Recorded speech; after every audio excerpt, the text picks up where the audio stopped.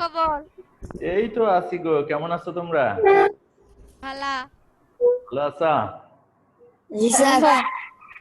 আচ্ছা, তোমরা ভালো থাকলেই আমরা ভালো থাকি। স্যার আসসালামু আলাইকুম। ওয়ালাইকুম আসসালামু আসসালাম। আলাইকুম স্যার। স্যার আসসালামু আলাইকুম।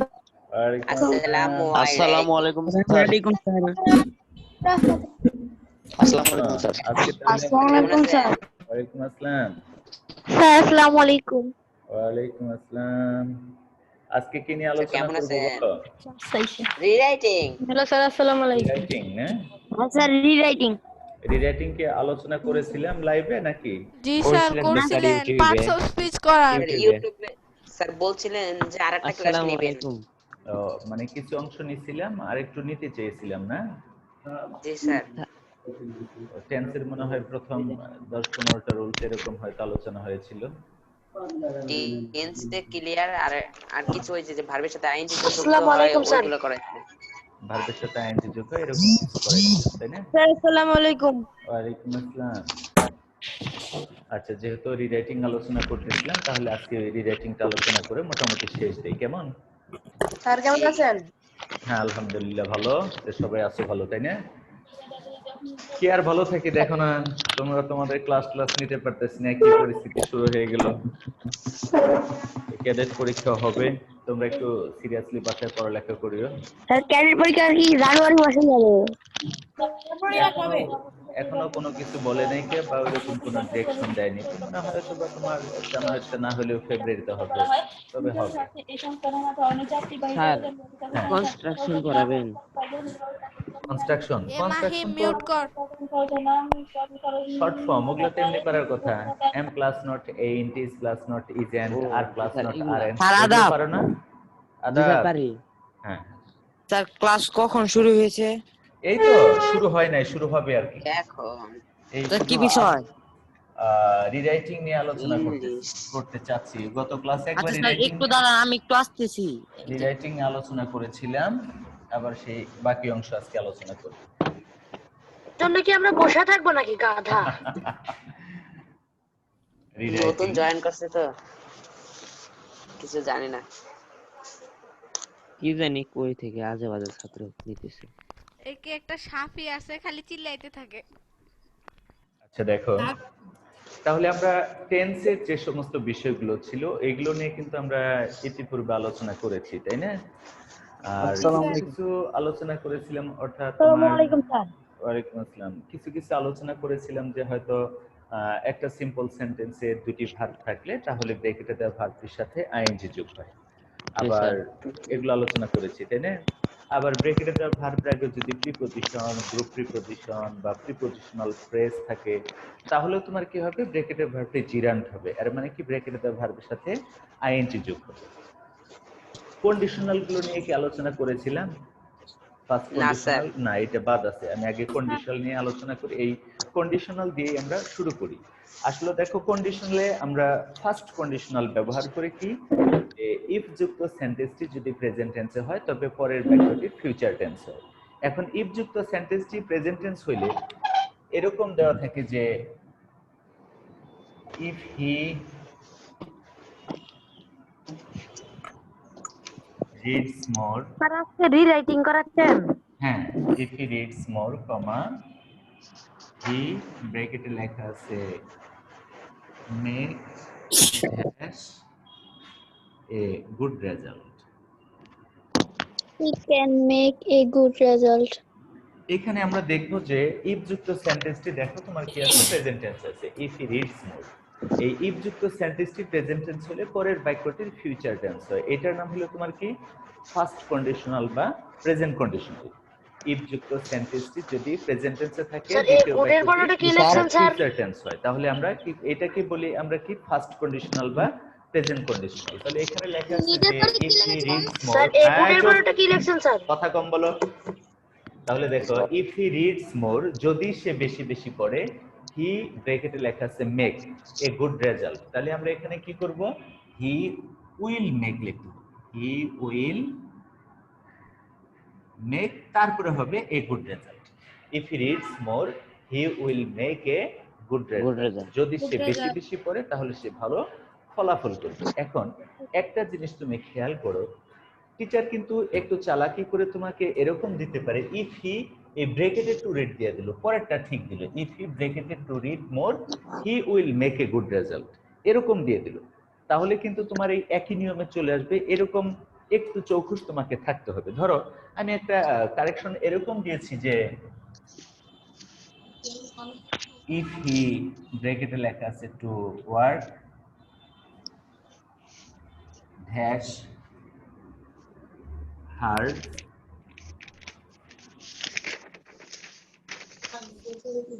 he will shine in life। একই জিনিস দেখো, আমি একটু ঘুরিয়ে দিয়েছি এবার। তোমার ইফ হি, এই ইফ যুক্ত বাক্যটাতে আমি কি করছি, ব্রেকেট দিয়েছি। পরের বাক্যটা সেই ক্ষেত্রে দেখো he will shine in life. যেহেতু পরের বাক্যটা ফিউচার টেন্স আছে, তোমাকে চিন্তা করতে হবে তাহলে আগের বাক্যটা আমার কি করতে হবে, ভার্বের প্রেজেন্ট ইনডেফিনিট টেন্স বসাইতে হবে। তো সেই ক্ষেত্রে আমি খেয়াল করব যে প্রেজেন্ট ইনডেফিনিট টেন্সের সাবজেক্ট থার্ড পারসন সিঙ্গুলার হলে ভার্বের সাথে এস বেস হবে। তো থার্ড পারসন সিঙ্গুলার যদি না হয়, ফার্স্ট পারসন হতে পারে, সেকেন্ড পারসন হতে পারে, থার্ড পারসন প্লুরাল হতে পারে। যদি এরকম হয় তাহলে আমাকে মূল ভার্বের প্রেজেন্ট ফর্ম ইউজ করতে হবে। আর এরকম উল্টা যদি দেয় তাহলে কিন্তু তোমাকে ওই একই নিয়ম অনুযায়ী কারেক্ট করতে হবে, যে পরের বাক্যটা যেহেতু ফিউচার টেন্স আছে, আগের বাক্যটা তোমার প্রেজেন্ট টেন্স হবে। তা আমি কি কারেক্ট কি করব, if he works hard. Sir first conditional কি ইফ দ্বারা যুক্ত থাকে? হ্যাঁ, ফার্স্ট কন্ডিশনালটা হলো ইফ দ্বারা যুক্ত থাকে।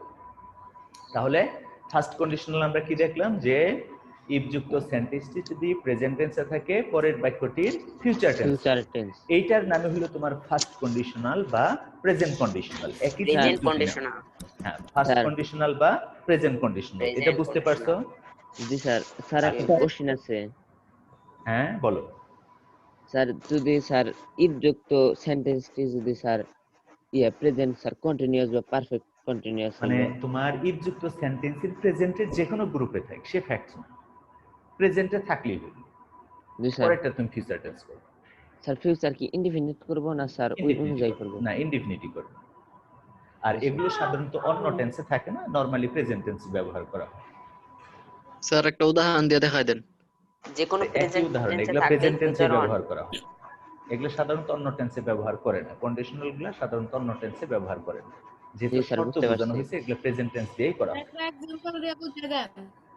আবার দেখো, ইফ যুক্ত সেন্টেন্সটি যদি তোমার পাস্ট ইনডেফিনিট টেন্সে থাকে, তাহলে দ্বিতীয় বাক্যের সাবজেক্ট উপরে উড, কুড, শুড, মাইট এবং মূল ভার্বের প্রেজেন্ট ফর্ম হবে। এইটার নাম হলো তোমার ফার্স্ট কন্ডিশনাল বা সেকেন্ড কন্ডিশনাল। ধরো বাক্যটা যদি এরকম থাকে যে if I had the wings of a bird, if I had the wings of a bird, comma I bracket ধরো fly dash in the sky, in the sky। এবার খেয়াল করো যে ইফ যুক্ত বাক্যটা তোমার কোন টেন্সে আছে, একটু ভালো করে দেখো। Past tense. If past tense. Past টেন্সে মানে পাস্ট ইনডেফিনিট টেন্সে আছে, তাই না? তাহলে আমার দ্বিতীয় বাক্যে সাবজেক্টের পূর্বে, অর্থাৎ সরি সাবজেক্টের পর আমার কি করতে হবে, হয় উড অথবা কুড, শুড অথবা মাইট, এটা ব্যবহার করবা এবং এই ব্রেকেটটা ভার্বের প্রেজেন্ট। তাহলে তুমি কি লিখবা? যে কোনো একটা ব্যবহার করলে হয় না? একটা তোমার ইচ্ছা, উড ফ্লাই দিলা, কুড ফ্লাই দিলা বা শুড ফ্লাই দিলা, তুমি ইচ্ছা মতো ব্যবহার করবে। তাহলে এখানে আমরা দেখলাম কি যে ইচ্ছা মতো দিলেই হবে। হ্যাঁ, ইফ যুক্ত সেন্টেন্সটি যদি পাস্ট ইনডেফিনিট টেন্সে থাকে, তাহলে দ্বিতীয় বাক্যে সাবজেক্টের পর উড অথবা কুড অথবা শুড অথবা মাইট, তোমার যেটা ভালো লাগে সেটা দিবা এবং এই ব্রেকেটে দেওয়া ভার্বের কি হবে, প্রেজেন্ট ফর্ম হবে। এইটার নাম হলো তোমার মার্কারটা চেঞ্জ করলে ভালো হয় না স্যার? হ্যাঁ, চেঞ্জ করবে। এটার নামে হলো ফার্স্ট কন্ডিশনাল বা সেকেন্ড কন্ডিশনাল। এটা কি বুঝতে পারছো? জি স্যার। আরেকটা স্যার তোমরা করো কোনটা দেখি। ব্যবহার করা উত্তম এই চারটার মধ্যে? তোমার যেটা ভালো লাগে, এগুলো সমস্যা নেই, তবে আয় অনুযায়ী শুড অথবা উড ব্যবহার করবা। এটা পরেরটা তোমরা করো। He had a lot of money comma he bracketed to help dash the poor. He could help. He could help the poor. He would help the poor অথবা could help the poor, should help the poor, তাই না? এরকম ভাবে লিখবে। তাহলে আমি এখানে He দিয়ে could. দিলাম he, হ্যাঁ, would, could, should, যার যেটা ভালো লাগে লেখো। তাহলে এইটার নাম হলো তোমার কি পাস্ট কন্ডিশনাল বা সেকেন্ড কন্ডিশনাল। তাহলে আমরা কি দেখলাম যে ইফ যুক্ত সেন্টেন্সটি যদি পাস্ট ইনডেফিনিট টেন্সে থাকে, দ্বিতীয় বাক্যের সাবজেক্টের পরে উড, কুড, শুড অথবা মাইট প্লাস মূল ভার্বের প্রেজেন্ট ফর্ম বা বেস ফর্ম Present ব্যবহার করতে form. হবে। আচ্ছা, আর থার্ড কন্ডিশনাল কোনটা? ইফ যুক্ত সেন্টেন্সটি তোমার যদি পাস্ট পারফেক্ট টেন্সে থাকে তাহলে দ্বিতীয় বাক্যের সাবজেক্টের পরে উড হ্যাভ অথবা could have, should have, might have plus V3 মূল ভার্বের পাস্ট পার্টিসিপল ফর্ম লিখতে হবে। যেমন ধরো বাক্যটা যদি এরকম লেখা, এরকম ধরো if he had done the work, if he had done the work, comma he ব্র্যাকেটে তুমি দিলা get dash money। এই ক্ষেত্রে খেয়াল করো, দেখো ইফ যুক্ত সেন্টেন্সটি তোমার পাস্ট পারফেক্ট টেন্স আছে। If he had done, had done past perfect হইলে হ্যাড এর পরে মূল ভার্বের পাস্ট পার্টিসিপল ফর্ম থাকতে হবে, তাই না? তাহলে ইফ হি হ্যাড ডান, শুধু হ্যাড থাকলেই হবে না, এখন তো হ্যাভ এর পাস্ট টেন্স। স্যার এই গেট লেখছেন না কি লেখছেন স্যার? তাহলে if he had done the work, sir ঠিক আছে, হি ব্র্যাকেটে স্যার। গেট ড্যাশ মানি, তাহলে তুমি কি স্যার। করবা? হ্যাঁ বলো। উড হ্যাভ অথবা কুড হ্যাভ অথবা শুড হ্যাভ গটেন মানি, এটার নাম হলো থার্ড কন্ডিশনাল। তাহলে ইফ যুক্ত সেন্টেন্সটি স্যার। ফার্স্ট পারফেক্ট টেন্সে থাকলে দ্বিতীয় স্যার। বাক্যের সাবজেক্ট পরে would have, could have, should have, might have plus মূল ভার্বের পাস্ট পার্টিসিপল ফর্ম হবে, V3 হবে। এইটার নাম হলো পারফেক্ট কন্ডিশনাল বা থার্ড কন্ডিশনাল। বুঝতে পারছো? স্যার শুধু পাস্ট পারফেক্ট টেন্স থাকবে? হ্যাঁ, তাহলে would have gotten, would have gotten, তাহলে এইটার নাম হইলো তোমার কি থার্ড কন্ডিশনাল বা পারফেক্ট কন্ডিশনাল। তবে স্যার, gotten এর আরেকটা পরে কি? জিনিস বলেছি যে গটেন মানি, পরেরটা তুমি করো। স্যার একটু বড় বড় করে লেখেন। ইফ হি হ্যাড, কেন কি কম শোনো, আমি তো লিখতে আছি মুখটা বারবার বলে দিচ্ছি, তাও বুঝতে পারো না? If he had written the letter,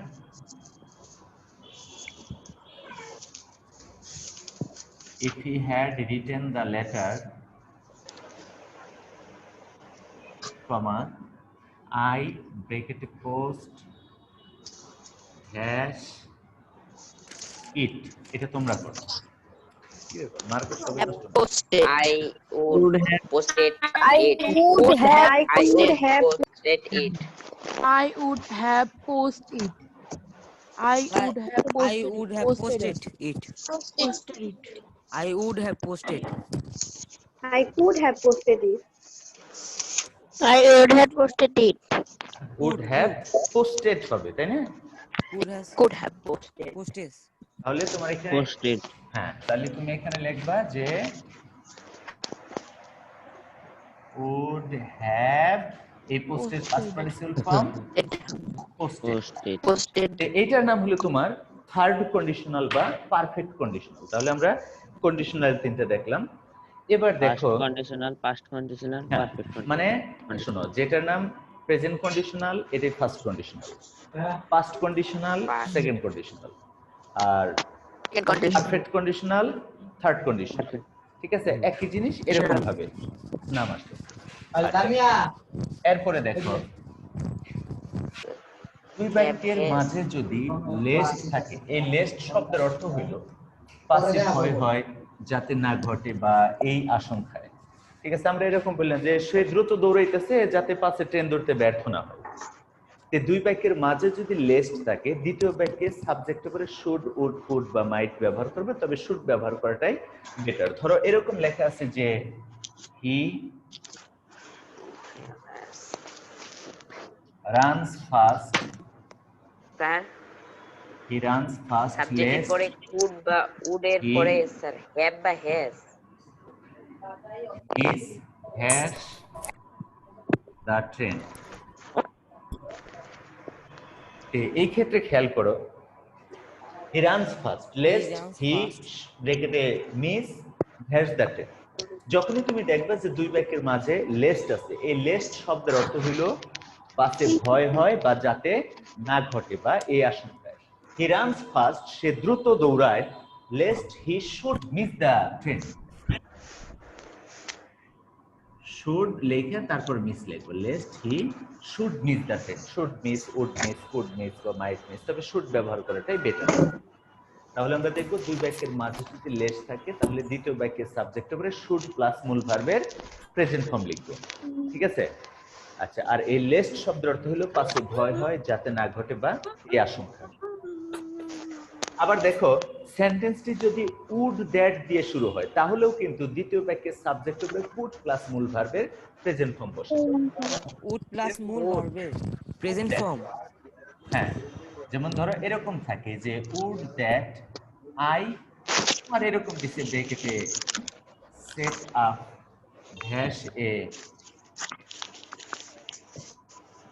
college in this village. ধরো এরকম লেখা আছে। যে সেন্টেন্সটি যখনই তুমি দেখবা যে উড দ্যাট দিয়ে শুরু হবে তখন মনে করবা দ্বিতীয় বাক্যের সাবজেক্টের উপরে কুড প্লাস ভি1, অর্থাৎ আমি লিখবো would that I should set up, would that I could set up a village in college in this village.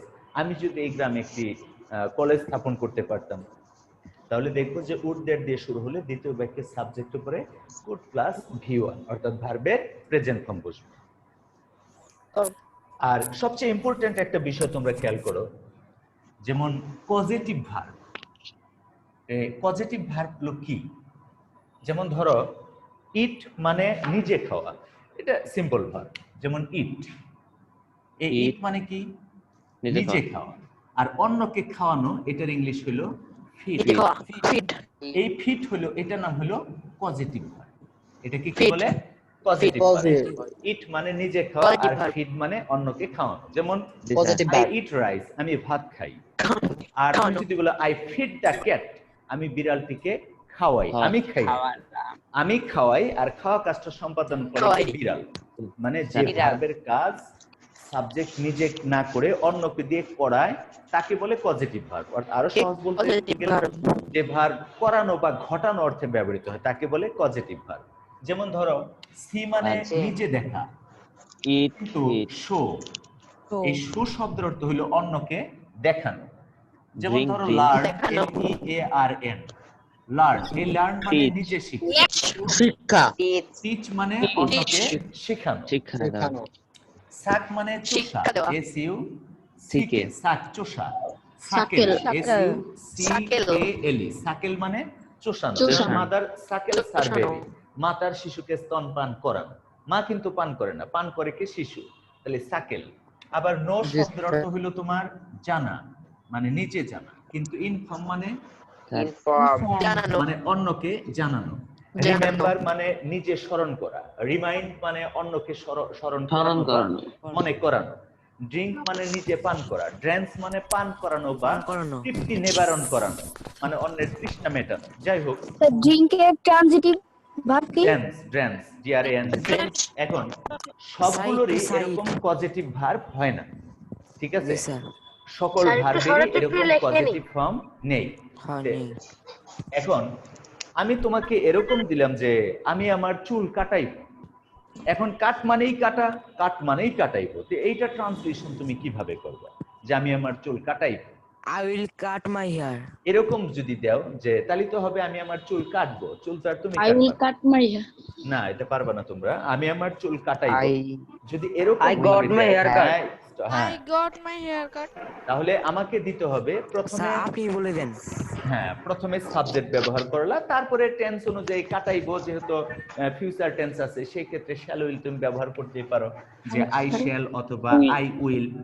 এইটুক লেখার পর এখানে হ্যাভ অথবা গেট, অথবা মেক এরকম একটা ভার্বের সাহায্য নেবে। যেমন আই উইল, এখানে আমি গেট নিতে পারি, মেক নিতে পারি, নেওয়ার পর ওই প্রদত্ত সেন্টেন্সের অবজেক্ট, তাহলে I will get my hair cut. আর এইখানে কিন্তু আসলে এই কাট, সিইউটি কাট, এটা নিয়ম হলো এটা কিন্তু ভার্ব থ্রি, মানে নিয়ম হলো যে এই ক্ষেত্রে লাস্টে ভার্বের পাস্ট পার্টিসিপল ফর্ম বসবে। কি বসবে?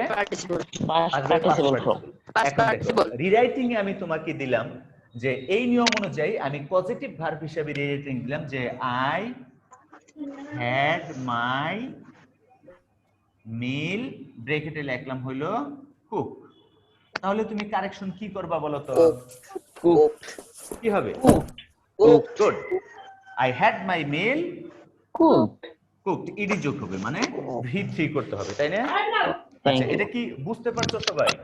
জি স্যার। কারো প্রবলেম আছে? না স্যার। আচ্ছা, এরপরে আমরা দেখি। স্যার একটা প্রশ্ন আছিল। হ্যাঁ বলো। জি স্যার, ওখানে তো will get my hair cut দিছে। ওইটা আমি ফিউচার টেন্স দিছি, তাই ওই যে আমি চুল কাটাইবো ফিউচার টেন্স লিখছো না, এই জন্য উইল ব্যবহার করছো। আরেকটা দেখো, যেমন এরকম ভাবে দিলা যে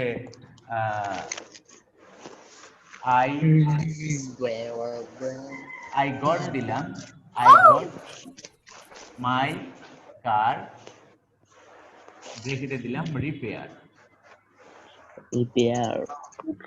সহজ একটা বুদ্ধি হলো, এরকম ক্ষেত্রে যখনই দেখবে যে বাক্যের লাস্টে ব্র্যাকেটে ভার্ব দেওয়া আছে, তুমি চোখ বন্ধ করে মনে করবে যে এই ভার্বের V3 ফর্ম হবে, ভার্বের দীপক। আর এই ক্ষেত্রে হ্যাজ, গেট, মেক, এইখানে একটা ভার্ব কিন্তু তোমার থাকবে, এটা ভালো করে খেয়াল করো। এখানে রিপেয়ার, হ্যাঁ রিপেয়ার। আচ্ছা, এখন আবার খেয়াল করো, আই গট মাই কি লিখছেন? আই গট মাই কার, গাড়ি, I got my car repair. এরপরে দেখো, হোয়াইল দিয়ে দুটি নিয়ম। হোয়াইলের পর যদি সাবজেক্ট থাকে তাহলে মনে করবো সেটা পাস্ট কন্টিনিউয়াস টেন্স হবে, আর যদি সাবজেক্ট না থাকে তাহলে মনে করবো সেটা প্রেজেন্ট পার্টিসিপল হয়ে যাবে। যেমন ধরো এরকম লেখা আছে যে কি রকম? হোয়াইল আই, এখানে লেখা আছে While if hash I was sleeping. I dreamed a sweet Was sleeping.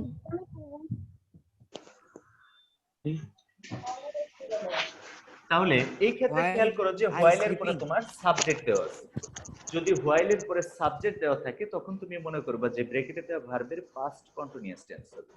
তাহলে পাস্ট কন্টিনিউয়াস এর গঠন কি? সাবজেক্টের পরে ওয়াজ আর প্লাস ভার্বের সাথে আইএনজি যোগ করবা। এখানে তো আর ওয়াজ আর দেওয়া নেই, সো তোমাকে লিখতে হবে ওয়াজ স্লিপিং, আর যদি তারপরে স্লিপিং, ওয়াজ স্লিপিং।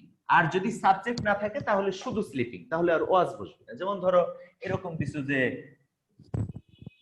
while ব্র্যাকেটে লেখা আছে what has comma I saw him। এখন দেখো while এর পরে আর সাবজেক্ট দেওয়া নেই, সো তুমি এই ওয়াকিং আইএনজি যোগ করে দাও। I saw him. while walking I saw him, আমি যখন হাঁটতেছিলাম তখন তাকে দেখলাম। তাহলে আমরা দেখব while এর পরে যদি সাবজেক্ট থাকে পাস্ট কন্টিনিউয়াস, মানে সাবজেক্ট অনুযায়ী ওয়াজ ওয়্যার প্লাস ব্র্যাকেটে দেওয়া ভার্বের সাথে আইএনজি যোগ করব। আর যদি সাবজেক্ট না থাকে তাহলে এই ব্র্যাকেটে ভার্বটা দেওয়ার পার্টিসিপল প্রেজেন্ট পার্টিসিপল, তাহলে শুধু আইএনজি যোগ। ক্লিয়ার? ইনশাআল্লাহ। এরপরে দেখো, মুছেন না। আচ্ছা, এরপরে দেখো মেনি এ এবং এ মেনি, এটা কিন্তু খুব সহজ, কিন্তু দুটো আমাদের পেজ কি লাগবে, যত পেজ এই দুটো আমাদের লাগবে। একটা জিনিস মনে রাখবা, এ মেনি এটা হচ্ছে প্লুরাল। স্যার এটা নাউন। এরপরের ভার্ব ও নাউন দুইটাই প্লুরাল। স্যার এটা মনে রাখতে হবে, এটা আমাদের পেজ বাস।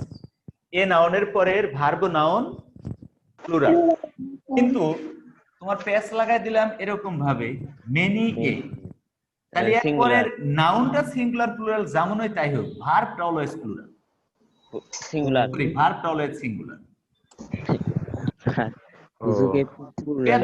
এটা মধ্যে মানে এ মেনি, এটা একটা সুবিধা আছে, এ মেনি এর পরের নাউনটাও প্লুরাল হবে, আমার ভার্বটাও প্লুরাল। মেনি এ দিলা এরপরে এখানে নাউন সেটা সিঙ্গুলারও হইতে পারে প্লুরালও হইতে পারে, কিন্তু তোমাকে মাথায় রাখতে হবে যে ভার্বটা সিঙ্গুলার। এই দুইটার মধ্যে কিন্তু শুধু উল্টাপাল্টা বাইজে যায় যে কোনটা জানি পড়ছিলাম, এটা সিঙ্গুলার না ওইটা সিঙ্গুলার, স্যার এরকম হয়। এমএনি এর অর্থ কি? অনেকের মেনি মধ্যে মানে একজন। প্রচুর সংখ্যক, আর মেনি এ অনেকের মধ্যে থেকে একজন। হ্যাঁ। তো এই নাম্বার অফ এর পরে কি হবে? এই নাম্বার অফ দেখো আমি কি তোমাকে নাম্বারও পড়াচ্ছি বোকা? খালি দেখো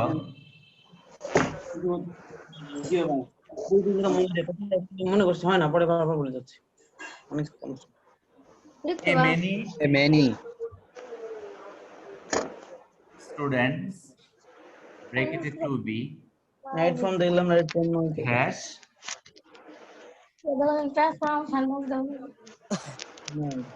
present in the class yesterday. আর where yesterday তাহলে where এ মেনির পরে আমরা কি লিখবো? নাউনটা এমনি প্লুরাল থাকবে, ভার্বটাও তোমার প্লুরাল থাকবে, তাহলে আমাকে লিখতে হবে where। এ ম্যানি, কারণ এই যে দেখো yesterday লাগাই দিছি, প্যাস লাগাই দিছি। কিন্তু আবার তুমি যদি এরকম দাও যে মেনি এ, এখানে স্টুডেন্ট হোক বা স্টুডেন্টস হোক, এখানে স্টুডেন্ট অথবা স্টুডেন্ট যে কোনো কিছু হতে পারে। মেনি এ স্টুডেন্ট অথবা স্টুডেন্টস ব্র্যাকেটে লেখা আছে to be has present in the class yesterday। Was হবে। তাহলে এই ক্ষেত্রে কি হবে? টু বি লিখেছেন, ওয়াজ হবে। হ্যাঁ, তাহলে আমরা দেখলাম এ মেনি এর পরের নাউন এবং ভার্ব সর্বদা প্লুরাল হয়, কিন্তু মেনি এ এর পরের নাউনটা সিঙ্গুলার প্লুরাল যাই হোক, ভার্বটা অলওয়েজ সিঙ্গুলার। ভালো করে বুঝছো? একই ভাবে আবার খেয়াল করো, মুছেন না নিচেরটা থাক উপরগুলো মুছে দিই। এটা কি যেমন ধরো এ নাম্বার অফ, এই একই নিয়ম,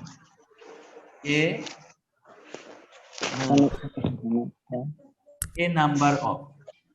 শোনো, এর পরের নাউন প্লাস ভার্ব দুইটাই plural,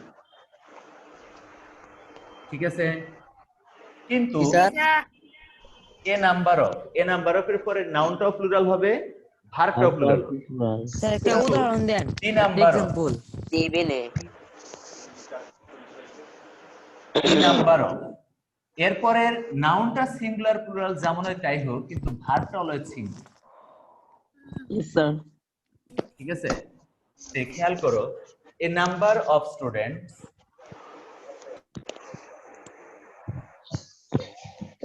a number of students ব্র্যাকেটে দিলাম to be dash present here, present here. তাহলে তুমি এখানে কি দিবা? এ নাম্বার অফ স্টুডেন্টস আর প্রেজেন্ট হিয়ার, কারণ আমরা দেখবো যে নাম্বার অফ এর পরের নাউন এবং ভার্ব দুইটাই প্লুরাল হয়, তাই আমি এখানে আর দিলাম। আর যেহেতু অতীত সময়ের উল্লেখ নাই, তোমার তো ওয়াজ দেওয়ার দরকার নেই। কিন্তু তুমি যখন লিখবা এরকম দেখবা যে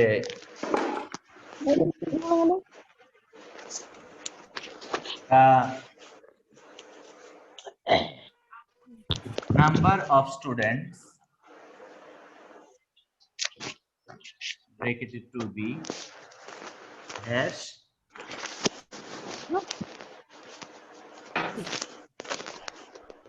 increasing in the school, has increasing in the school। তাহলে এই ক্ষেত্রে তুমি ভার্বটা কি ব্যবহার করবা? সিঙ্গুলার ব্যবহার করবা। the number of students is increasing in the school। তাহলে আবার খেয়াল করো, a number of, a number of এর পরের নাউন এবং ভার্ব দুটি প্লুরাল হবে, কিন্তু দি নাম্বার অফ এর পরের নাউনটা সিঙ্গুলার বা প্লুরাল যাই হোক, ভার্বটি অলওয়েজ সিঙ্গুলার। ভালো করে বুঝতে পারছো? আচ্ছা, এরপর আবার দেখো রিলেটিভ প্রোনাউন যখন আমরা সেন্টেন্সে ব্যবহার করব, রিলেটিভ প্রোনাউনের ঠিক আগে যে নাউন বা প্রোনাউন থাকে তাকে বলা হয় অ্যান্টিসিডেন্ট। অ্যান্টিসিডেন্ট শব্দের অর্থ, হ্যাঁ, অ্যান্টিসিডেন্ট। অ্যান্টিসিডেন্ট মানে পূর্বে গমন করে যে, ঠিক আছে, যেমন ধরো রিলেটিভ প্রোনাউনের আগে নাউন বা প্রোনাউন যেমন এরকম एग्जांपले দেখো আগে এরকম লেখা আছে যে ইট ইজ আই হু আমি ব্রেকেট দিছি to be dash to blame. এখন শোনো এইতে হু তো রিলেটিভ প্রোনাউন তাই না, এর আগে যে আই আছে এটার নাম হলো antecedent, A N E C E D E N সবের কারবার, অন্য কিছু নাই। অ্যান্টিসিডেন্ট শব্দের অর্থ হলো পূর্বে গমন করে যে, অ্যান্টিসিডেন্ট মানে কি পূর্বে গমন করে, পূর্বে গমন করে যে। এখন এই রিলেটিভ প্রোনাউনের আগে যে অ্যান্টিসিডেন্ট আছে এই অ্যান্টিসিডেন্ট অনুযায়ী রিলেটিভ প্রোনাউনের পরে ভার্ব বসবে। এখানে যদি আই থাকে তে এম লিখবা, হি থাকলে ইজ লিখবা, ইউ থাকলে আর লিখবা, এরকম হবে। তাহলে it is I who am to blame, আমি দোষী। It is you who are to blame. তাহলে রিলেটিভ প্রোনাউনের পরে ভার্ব বসবে কি অনুযায়ী, ওই অ্যান্টিসিডেন্ট অনুযায়ী। অ্যান্টিসিডেন্ট সিঙ্গুলার হলে ভার্ব সিঙ্গুলার, অ্যান্টিসিডেন্ট প্লুরাল হলে তোমার ভার্বটা প্লুরাল হবে। আবার দেখো হ্যাঁ তো এখানে টেন্স কিছু হবে না?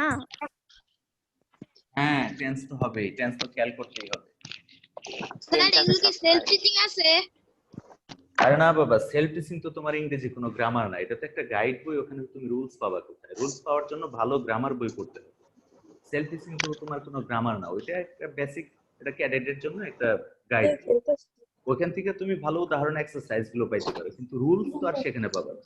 রুলস এর জন্য ভালো ইংরেজি গ্রামার। আবার দেখো তোমার মনে করো যে ইচ, এভরি, আইদার, নেইদার এগুলো দ্বারা যদি দুই বা ততোধিক সাবজেক্ট যুক্ত, আমরা এমনি নরমালি জানি যে এর দ্বারা দুটি সাবজেক্ট যুক্ত হলে ভার্বটি প্লুরাল হয়ে যায়, ঠিক আছে? ইচ এন্ড দ্বারা যুক্ত হয়েছে, কিন্তু প্রত্যেকটা সাবজেক্টের পূর্বে ইচ, এভরি, আইদার, নেইদার এরকম আছে। যদি এগুলো থাকে তখন মনে করবা যে subject third person singular number. যেমন ধরো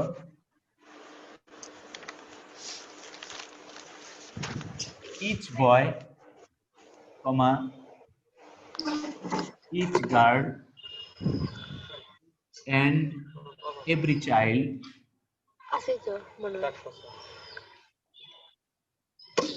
bracket this is to get hash a prize।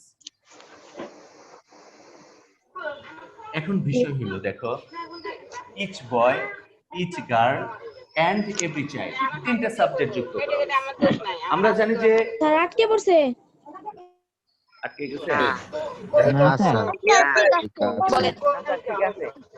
ঠিক হয়নি?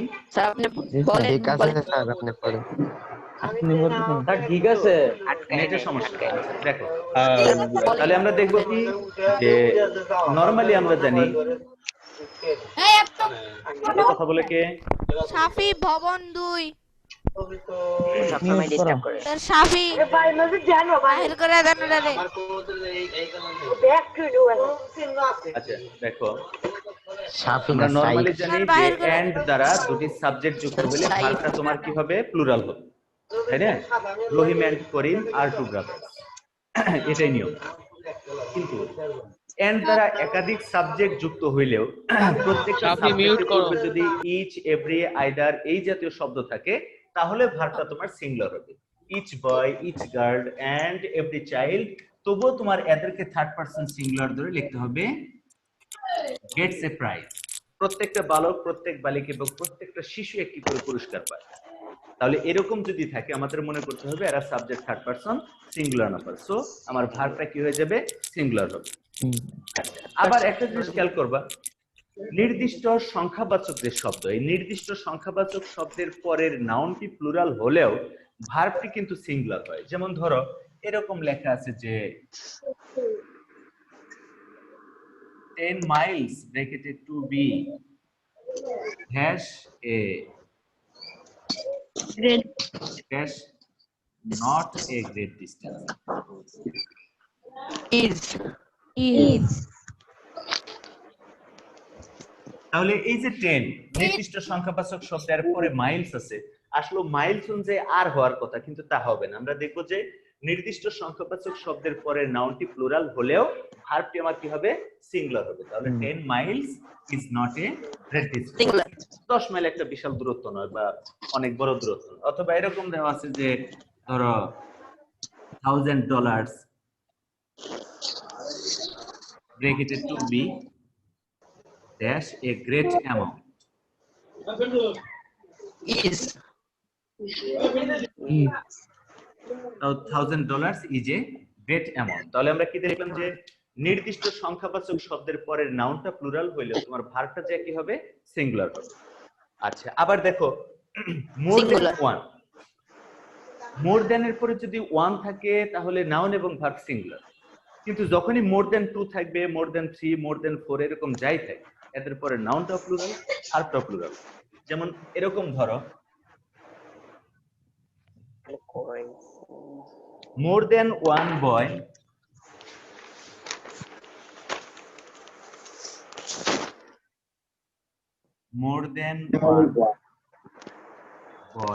bracketed to be has present here. দেখো এই মোর দেন এর পরে এখানে যদি ওয়ান থাকে তাহলে মনে করো যে পরে নাউনটা সিঙ্গুলার হয় এবং ভার্বটা সিঙ্গুলার হয়, কিন্তু যদি মোর দেন এর পরে এখানে ওয়ান না থেকে 2 3 4 এরকম থাকে, ওয়ান বাদ অন্য কিছু থাকে, তাহলে নাউন এবং ভার্ব দুটি প্লুরাল হবে। তাহলে এই ক্ষেত্রে তুমি লিখবা যে more than one boy is present here. আর যদি এরকম লেখো যে স্যার ইজ হবে, এখানে তো তোমারই দেই নাই, অন্য অতীত সময়ের উল্লেখ করি নাই। more than থাকলে ইজ দিতে হবে। হ্যাঁ হ্যাঁ, মোর দেন যখনই তুমি ওয়ান এর পরিবর্তে 2 3 4 এরকম দিলে 4 বয়েজ বা 5 বয়েজ, তখন আমি আবার ব্র্যাকেটে টু বি দিছি হ্যাশ প্রেজেন্ট। স্যার আর হবে না, প্রেজেন্ট হিয়ার। তাহলে এই ক্ষেত্রে কি হবে? আর প্রেজেন্ট হিয়ার। জি স্যার।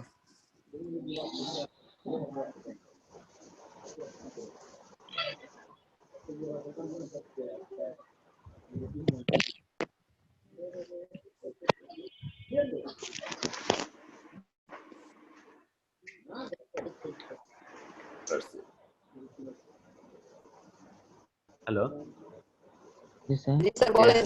জি স্যার বলেন। তাহলে আমরা কি দেখলাম যে মোর দেন এর পরে যদি ওয়ান থাকে তাহলে এদের পরে নাউন এবং ভার্ব দুটো সিঙ্গুলার হবে, কিন্তু তুমি যখনই মোর দেন 2 3 4 5 এরকম ব্যবহার করবা পরের নাউনটাও প্লুরাল হবে এবং ভার্বটাও প্লুরাল হবে। ঠিক আছে? জি স্যার। জি স্যার। এরপরে দেখো এই যে কনজাংশনের মধ্যে আছে করেলেটিভ কনজাংশন, মানে যেগুলো সাধারণত তোমার জোড়ায় জোড়ায় বসে এদেরকে বলা হয় correlative conjunction.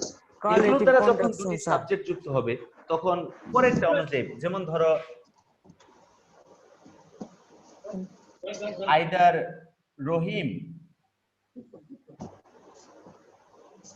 or his brothers ব্র্যাকেটে ধরো লেখা আছে টু হ্যাভ হ্যাশ ডান ইট। এখন শোনো, আইদার অর নেইদার নট, বইয়ের মধ্যে দেখবা যে 3-4টা নিয়ম দেখা আছে যেরকম ভাবে লিখছে আইদার অর নেইদার নট দ্বারা যদি দুটি সিঙ্গুলার সাবজেক্ট যুক্ত হয় ভার্বটি সিঙ্গুলার হয়, আবার যদি দুটি প্লুরাল সাবজেক্ট যুক্ত হয় তাহলে ভার্বটি প্লুরাল হয়, আবার যদি একটি সিঙ্গুলার একটি প্লুরাল হয় তাহলে পরেরটা অনুযায়ী। এত প্যাসের দরকার নাই, তোমার সহজ বুদ্ধি হইল আইদার অর নেইদার নর এদের দ্বারা দুটি সাবজেক্ট যুক্ত হলে এই যে অর বা নরের এই পরের সাবজেক্ট অনুযায়ী তোমাকে ভার্ব বসাতে হবে। ঠিক আছে?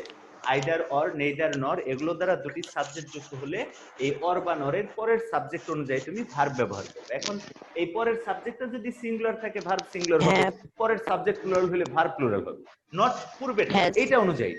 তাহলে আমি কি লিখবো? Either Rahim or his brothers have done it. Sir ব্র্যাকেটে কি লিখছেন? Have to have. হ্যাঁ, তাহলে তুমি কি লিখবা? Have done it. বুঝতে পারছো? আইদার অর নেইদার নর দ্বারা দুটি সাবজেক্ট যুক্ত হইলে এই অর বা নরের পরের সাবজেক্ট অনুযায়ী ভার্ব বসাতে হয়। ক্লিয়ার? জি স্যার। স্যার কিন্তু তোমার not only dot dot but also both dot dot and এগুলো দ্বারা যদি দুটি সাবজেক্ট যুক্ত হয় তাহলে কিন্তু আবার ভার্বটা তোমার প্লুরাল করতে হবে। ধরো এরকম লেখা আছে যে both father and son এটাকে দিলাম টু বি ড্যাশ গিলটি। তাহলে both father and son are guilty। হ্যাঁ, তাহলে আমরা খেয়াল করব যে either dot dot or neither dot dot নর এগুলো দ্বারা দুটি সাবজেক্ট যুক্ত হলে অর বা নরের পরের সাবজেক্ট অনুযায়ী আমরা ভার্ব বসাবো। কিন্তু not only dot dot but also, both dot dot and এগুলো দ্বারা দুটি সাবজেক্ট যুক্ত হইলে তোমার কি করতে হবে? ভার্বটা প্লুরাল করতে হবে। প্লুরাল। Yes, sir. ভালো করে বুঝছো? জি স্যার। আবার আরেকটা জিনিস আছে, স্যার আরেকবার বুঝাই দেন। কি বুঝনি? স্যার এই যে আরটা ব্যবহৃত হয়েছে যে, এটা বুঝো না? না এটা বললাম যে বোথ ডট ডট এন্ড, এই বোথ ডট ডট এন্ড এবং not only dot dot but also এগুলো দ্বারা যদি দুটি সাবজেক্ট যুক্ত হয়, যেমন এই যে not only but dot also dot but also, But also. শুধু এইটা নয় ওইটাও, এগুলা দ্বারা যদি দুটি সাবজেক্ট যুক্ত হয় তখন মনে করবা সাবজেক্ট প্লুরাল হয়েছে। সেই ক্ষেত্রে ভার্বটাও প্লুরাল হবে। কেন প্লুরাল হয়েছে দেখো, বোথ ফাদার এন্ড সন, বাবা এবং পুত্র দুইজনেই দোষী, তাহলে সাবজেক্ট কি সিঙ্গুলার না প্লুরাল? না স্যার, প্লুরাল হয়ে গেছে, এই জন্য তোমার কি ভার্বটা প্লুরাল হয়ে গেছে। জি স্যার। আচ্ছা, এরপরে খেয়াল করো সাবজেক্টের হেডওয়ার্ড মানে মূল অংশ অনুযায়ী তোমাকে ভার্ব বসাইতে হবে। হেডওয়ার্ড সিঙ্গুলার হলে ভার্বটা সিঙ্গুলার হবে, হেডওয়ার্ড প্লুরাল হলে ভার্বটা প্লুরাল হবে। আমি যখন এরকম ভাবে লিখবো যে দা, স্যার হ্যাঁ বলো, এই যে either The the, color of the sir of a- either যদি থাকে আইদার দে অর রহিম হ্যাঁ টু হ্যাজ দিয়া তারপরে ডান ইট দিল। যেমন নয় তাই দেখিয়া তুমি এই যে অর বা নরের পরের সাবজেক্ট তো খেয়াল করবা, এটা সিঙ্গুলার হলে ভার্ব সিঙ্গুলার হবে, এটা প্লুরাল হলে ভার্ব প্লুরাল হবে। এইটা অনুযায়ী এখানে ভার্ব হবে। আগে কি আছে আইদার অর নেইদার নরের আগে কি আছে ওটা দেখার দরকার নেই। জি স্যার। বুঝো নাকি? পরেরটা খেয়াল করবে। এবার দেখো the colour of her eyes bracketed to be has to blue. আসলেও এইখানে কিন্তু তোমার সাবজেক্ট কারা? দা কালার অফ হার আইস, এই পুরাটা হলো সাবজেক্ট। এখন এই সাবজেক্টের মধ্যে হেডওয়ার্ড হলো কালার। এই হেডওয়ার্ড যদি সিঙ্গুলার হয় তাহলে ভার্ব সিঙ্গুলার হবে, হেডওয়ার্ড প্লুরাল হলে ভার্ব প্লুরাল হবে। অর্থাৎ হবে। সাবজেক্টের যে মূল অংশ আছে, এই সাবজেক্টের মূল অংশকে বলা হয় হেডওয়ার্ড, এটাকে বলা হয় অ্যানালাইজমেন্ট অফ সেন্টেন্স।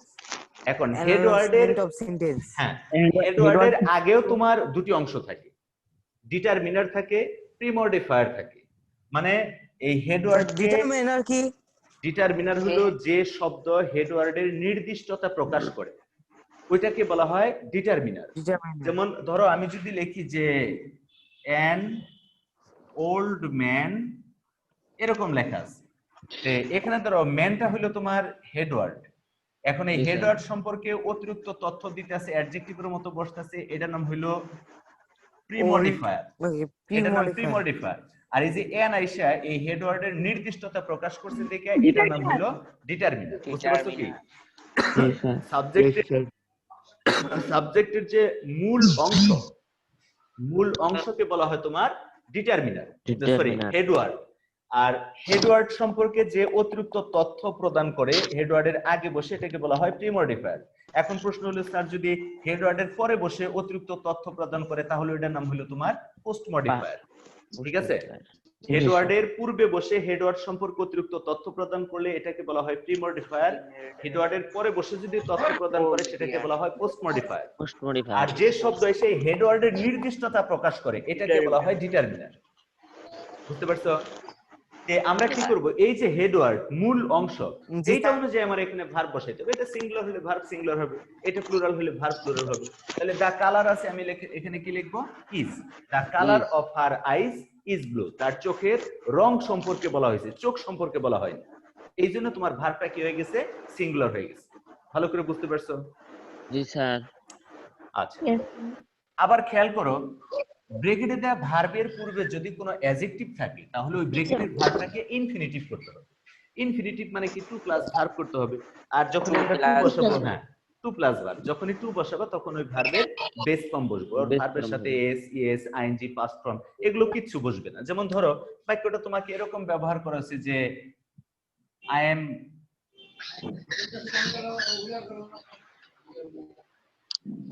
গ্ল্যাড, ব্রেকেটে লেখা আছে receive. I am glad dash receive your letter. I'm glad to receive.